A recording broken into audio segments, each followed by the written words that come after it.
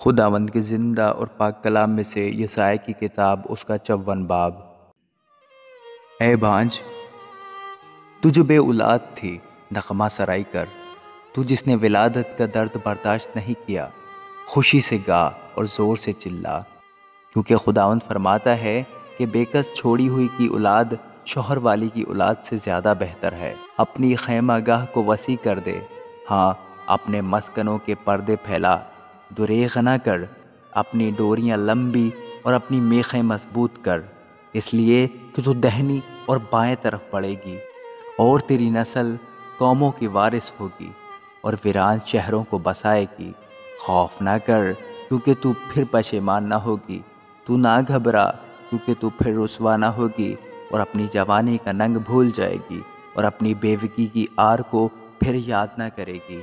کیونکہ تیرا خالق تیرا شوہر ہے، اس کا نام رب الافواج ہے، اور تیرا فدیہ دینے والا اسرائیل کا قدوس ہے، وہ تمام روئے زمین کا خدا کہلائے گا، کیونکہ تیرا خدا فرماتا ہے کہ خداوند نے تجھ کو متروکہ اور دل آزردہ بیوی کی طرح، ہاں جوانی کی مطلوقہ بیوی کی مانند پھر بلایا ہے۔ میں نے ایک دم کے لیے تجھے چھوڑ دیا،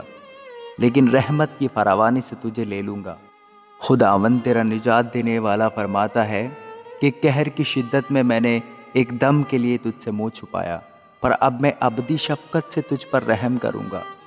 کیونکہ میرے لیے یہ طوفان نوح کا سا معاملہ ہے کہ جس طرح میں نے قسم کھائی تھی کہ پھر زمین پر نوح کا سا طوفان کبھی نہیں آئے گا، اسی طرح اب میں نے قسم کھائی ہے کہ میں تجھ سے پھر کبھی آزردہ نہ ہوں گا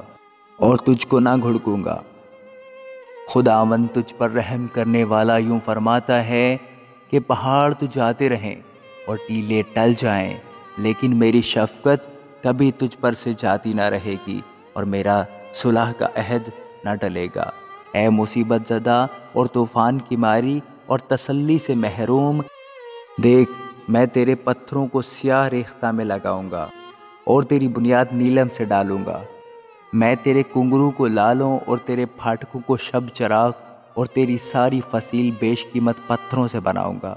اور تیرے سب فرزند خداوند سے تعلیم پائیں گے اور تیرے فرزندوں کی سلامتی کامل ہوگی۔ تو راست بازی سے پائیدار ہو جائے گی، تو ظلم سے دور رہے گی، کیونکہ تو بے خوف ہوگی،